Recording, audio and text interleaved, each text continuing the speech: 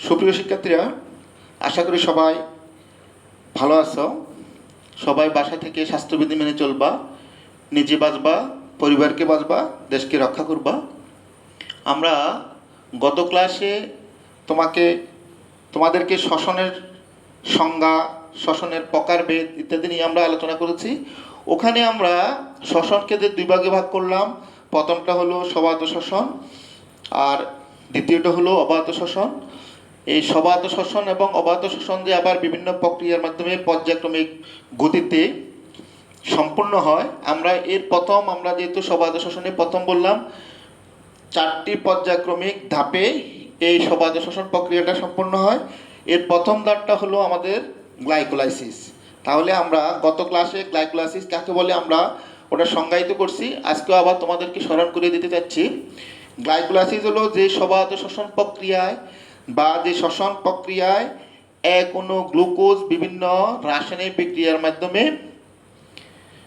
2 অণু পাইরুভিক অ্যাসিডে পরিণত হয়, তাকে আমরা বলি গ্লাইকোলাইসিস। এই গ্লাইকোলাইসিস চক্রটা আমরা যেটাই বললাম, এখানে যেহেতু অক্সিজেনের প্রয়োজন হয় না, যার কারণে এই গ্লাইকোলাইসিস চক্রকে হলো স্ববাত শ্বসন এবং অবাত শ্বসন এই 2 পর্যায়ের প্রথম ধাপ। এটা স্ববাত শ্বসন প্রক্রিয়াও ঘটে, এটা অবাত শ্বসন প্রক্রিয়াও ঘটে। স্ববাত শ্বসন প্রক্রিয়া আমরা যেটা বললাম, এখানে জীবস্থ স্থিতিশক্তি সম্পূর্ণরূপে জারিত হয়ে বিপুল পরিমাণ কার্বন ডাইঅক্সাইড, পানি এবং শক্তি নির্গত হয়। তা এখন আমরা গ্লাইকোলাইসিস প্রক্রিয়া যেহেতু আমরা বললাম গ্লুকোজকে ভেঙে পাইরুভিক অ্যাসিড তৈরি হয়, যে একটা পদ্ধতি বিভিন্ন এনজাইম এখানে যে ক্রিয়াশীল থাকে। আমরা এই চকটা এখন বলার চেষ্টা করব, বোঝানোর চেষ্টা করব। তোমরা নিশ্চয়ই বোর্ডে দেখতে পাচ্ছ আমরা এই চকটা আঁকছি। এখানে গ্লুকোজকে শ্বসনিক বস্তু ধরে গ্লাইকোলাইসিস প্রক্রিয়ার পূর্ণাঙ্গ ছক। প্রথম আমরা হলো গ্লুকোজ 6 কার্বন বিশিষ্ট গ্লুকোজ। এক্ষেত্রে 9টি ধাপে আমরা যে সংজ্ঞাতে বললাম, এক অণু গ্লুকোজ থেকে 2 অণু পাইরুভিক অ্যাসিড। ডাইরেক্ট গ্লুকোজ থেকে পাইরুভিক অ্যাসিড সৃষ্টি হয়নি, এটি 9টি ধাপে গ্লুকোজ থেকে পাইরুভিক অ্যাসিড সৃষ্টি হয়েছে। এর ভিতরে 1 নাম্বার, 3 নাম্বার আর বাকি 1 নাম্বার, 3 নাম্বার আর বাকি সব 9 নাম্বার। এই 1, 3 এবং 9 এর 3টি হলো একমুখী, আর বাকি হলো 6টি হলো উভয়মুখী বিক্রিয়া। এখানে দেখো, প্রথমে আমরা বললাম 1 নম্বর হলো গ্লুকোজ 6 ফসফেট একটি এটিপি থেকে এডিপি হারিয়ে এটিপি থেকে এটিপি তৈরির মাধ্যমে গ্লুকোজ 6 ফসফেটে পরিণত হয় এবং এই ক্ষেত্রে হেক্সোকাইনেজ এনজাইম ক্রিয়াশীল থাকে। দ্বিতীয় ধাপটা হলো গ্লুকোজ 6 ফসফেট। এখানে বোর্ডে তোমরা ভালো মতো দেখতে পাও কিনা জানি না, নিশ্চয়ই বইয়ের সাথে মিলিয়ে দেখবা। গ্লুকোজ 6 ফসফেট তোমাকে ফসফোগ্লুকো আইসোমারেজ এনজাইমের ক্রিয়াশীলতায় ফ্রুক্টোজ 6 ফসফেটে রূপান্তরিত হয়।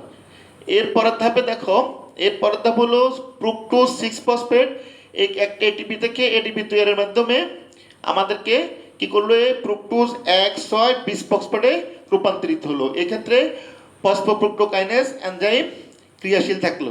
এক্ষেত্রে হলো কি, ক্রিয়াটা হলো একমুখী। আমরা যেটা বললাম 1 নাম্বার, 3 নাম্বার এবং 9 নাম্বার হলো একমুখী বিক্রিয়া, আর বাকিগুলো হলো উভয়মুখী বিক্রিয়া, দ্বিমুখী বিক্রিয়া। এরপরে ফ্রুক্টোজ 6 ফসফেট হলো কি, এটিপি থেকে এডিপি তৈরির মাধ্যমে ফ্রুক্টোজ 1,6,20 ফসফেটে পরিণত হয়। এক্ষেত্রে ফসফোফ্রুক্টোকাইনেজ এনজাইম ক্রিয়াশীল থাকে। ফ্রুক্টোজ 1,6,20 ফসফেট থেকে অ্যালডোজ এনজাইমের কার্যকারিতায় 1 অণু 3 ফসফোগ্লিসারলডিহাইড ও 1 অণু ডাইহাইড্রক্সি অ্যাসিটিন ফসফেট, উভয়টাই 3 কার্বন বিশিষ্ট, দুইটাই উভয়মুখী বিক্রিয়া। এটা অ্যালডোজ এনজাইমের ক্রিয়াশীলতায় আইসোমারেজের মাধ্যমে 1 অণু 3 ফসফোগ্লিসারলডিহাইড এবং 1 অণু ডাইহাইড্রক্সি অ্যাসিটোন ফসফেট তৈরি হয়। এই ডাইহাইড্রক্সি অ্যাসিটোন ফসফেট থেকে এখন দেখো 3 ফসফোগ্লিসারলডিহাইড NADPNADর সাথে একটি অজৈব ফসফেট যুক্ত হয়ে NADPH2 তৈরি হয় এবং এই ক্ষেত্রে ফসফোগ্লিসারলডিহাইড ডিহাইড্রোজিনেজ এনজাইমের কার্যকারিতায় 1,3 ফসফোগ্লিসারিক অ্যাসিডে রূপান্তরিত হয়।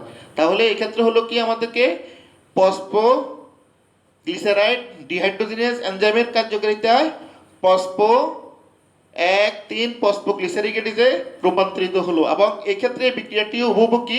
এক্ষেত্রে NAD সাথে একটি অজৈব ফসফেট যুক্ত হয়ে NADPH2 রূপান্তরিত হলো। এর পরের ধাপে আমাদের দেখানো হলো কি, দেখো এর পরের ধাপে 1,3 ফসফোগ্লিসারিক অ্যাসিড এটিপি হতে এটিপি তৈরির মাধ্যমে বা রূপান্তরের মাধ্যমে 3 ফসফোগ্লিসারিক অ্যাসিডে পরিণত হয়। এক্ষেত্রে ফসফোগ্লিসারিক অ্যাসিড কাইনেজ এনজাইম ক্রিয়াশীল থাকে। এটাও একটি উভয়মুখী বিক্রিয়া। পরবর্তী ধাপে আমাদের আসলো 3 ফসফোগ্লিসারিক অ্যাসিড ফসফোগ্লিসারোমিউটেজ এনজাইমের কার্যকারিতায় 2 ফসফোগ্লিসারিক অ্যাসিডে পরিণত বা রূপান্তরিত হয়। 2 ফসফোগ্লিসারিক অ্যাসিড ইনুলেজ এনজাইমের কার্যকারিতায় ফসফোইনুল পাইরুভিক অ্যাসিডে রূপান্তরিত হয়। এই ফসফোইনুল পাইরুভিক অ্যাসিড এটিপি থেকে এডিপি হতে এটিপি তৈরির মাধ্যমে পাইরুভিক অ্যাসিডে রূপান্তরিত হয়। এক্ষেত্রে পাইরুভিক অ্যাসিড কাইনেজ এনজাইম ক্রিয়াশীল থাকে। তাহলে আমরা যেটা সংজ্ঞাতে বললাম, এক অণু গ্লুকোজ থেকে বিভিন্ন রাসায়নিক বিক্রিয়া সম্পন্নের মাধ্যমে 2 অণু পাইরুভিক অ্যাসিড সৃষ্টির প্রক্রিয়াটাই বলা হয় গ্লাইকোলাইসিস। তাহলে আমরা এখানে বললাম গ্লুকোজ থেকে এই বিভিন্ন পর্যায়ক্রমিক ধাপের মাধ্যমে পাইরুভিক অ্যাসিড সৃষ্টি হলো।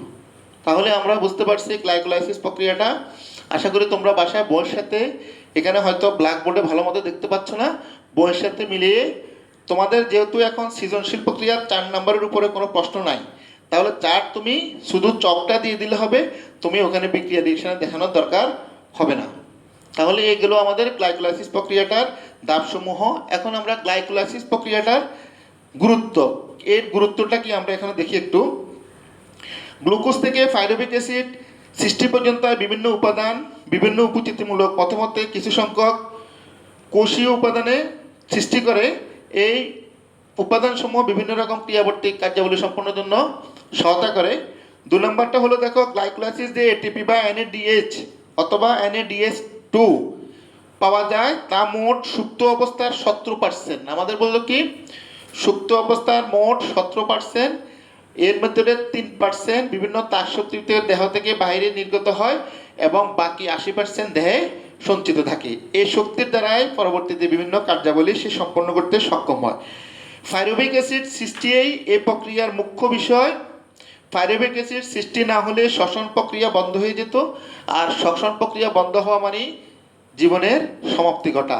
তাহলে পাইরুভিক অ্যাসিড সৃষ্টি না হলে কি জীবের শ্বসন প্রক্রিয়াটা সম্পন্ন হবে না।